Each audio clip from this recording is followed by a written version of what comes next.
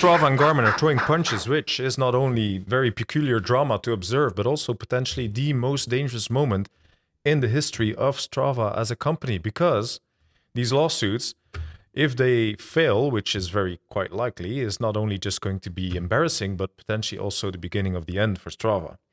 So when I was observing this lashing out, these hyper-aggressive moves once again coming from Strava, all I could feel was, this is a Rome in 400 AD moment. This is the beginning of the fall of an empire. Now, if you don't know what I mean by this, Rome 400 AD, the Western Roman Empire, it seemed too big to fail. It seemed to most people at the time that it was always going to be there, and then eventually, inevitably, it collapsed. And I think this is what's going to happen to Strava right now. We are seeing the first throes of this. So in case you're not up to speed in what's going on, actually, I'm not going to dive very deeply into the details of these lawsuits. If you want to know more about this, please go watch DC Rainmaker's video, which I will link in the pinned comment down below. But it boils down to the fact that they are fighting about patents regarding heat maps and segments. Now, this isn't about technology. It is also not about innovation. It's about data. It's about control of data. And you know who owns the data? Who makes the data? It's me. It's you.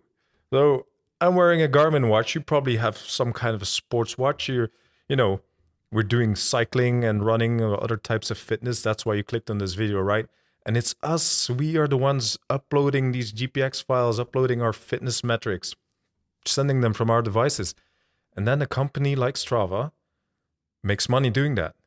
And if you've spent any moment talking to anyone with a brain, someone will have brought up at some point, why am I paying to see my own numbers? Why am I paying to see my own metrics?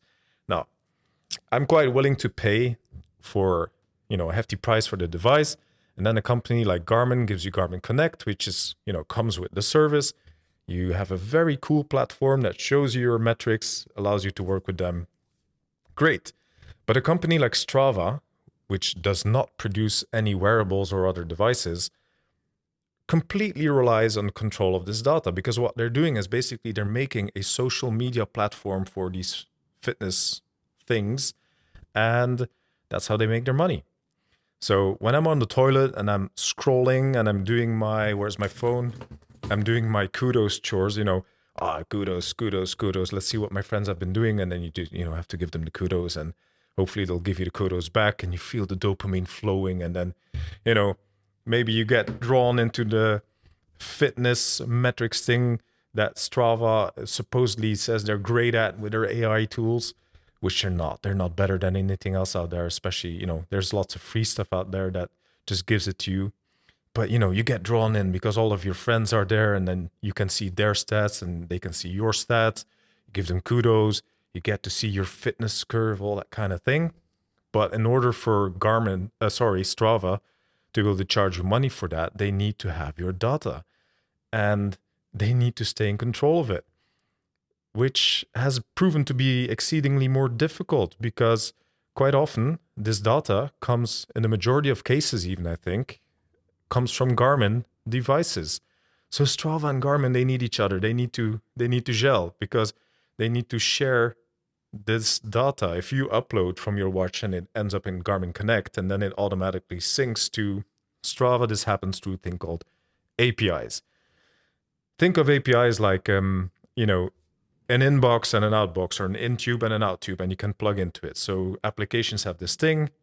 You can plug into it from the outside, and they'll send out some of their data in a certain format, and then they can take external data in a certain format. There's rules to this.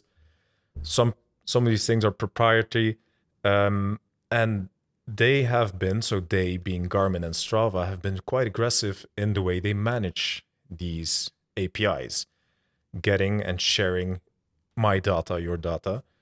And this has been the point of contention for for a few times lately.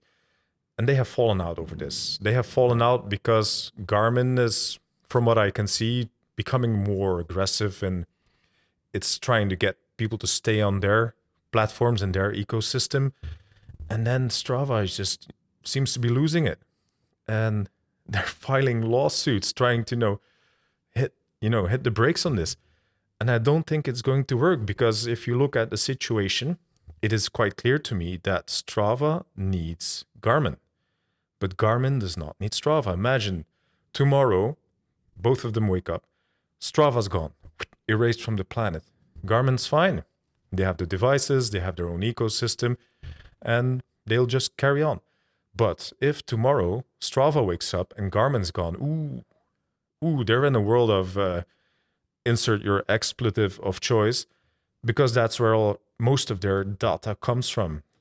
And more so, which brings us back to the whole Roman Empire analogy, the empire fell because external pressures just kept mounting, and then the internal weaknesses were not getting resolved. So the combination of these mounting external pressures from smaller players doing small things very well, and then the internal weaknesses just rotting it from the inside out, the fall of the empire was inevitable at some point. So it didn't collapse in one day, but eventually it disappeared and became something else. So I think Strava is going to either disappear or become something else, because besides the social stuff, beside the social aspect, anything else is on offer by someone else, better, for free, or for a smaller fee. So for example, if you want training tools, let me just look at my cheat sheet here. You can get the stuff like, Garmin Connect. There's lots of like open source software things that will give you insights into your own training data for free or for very cheap. Then if you want to do planning, there's like stuff like RideWithGPS, there's Komoot, there's mappy.cz, there's Garmin Basecamp with open source maps, etc. Works perfectly fine. Usually free, usually better than what Strava does. If you want to have discovery, if you want to find routes, there are tons and tons and tons of like these GPX file library sites out there, wikis full of routes. There's RouteU, there's tons of them. RideWithGPS, for example, is full of these things. If you like mountain biking, you go on Trailforks, etc. So discovery covered, training tools covered, planning covered. The only thing that is not covered is the social aspect, and that is where Strava still dominates the market, but they're under pressure, and the way they're handling this pressure is looking bad to us. It looks aggressive, it looks desperate, and if you ask me, we're watching the fall of an empire. Strava is going to need to change, or Strava will inevitably collapse. That is my take. Am I wrong? Am I right? What do you think?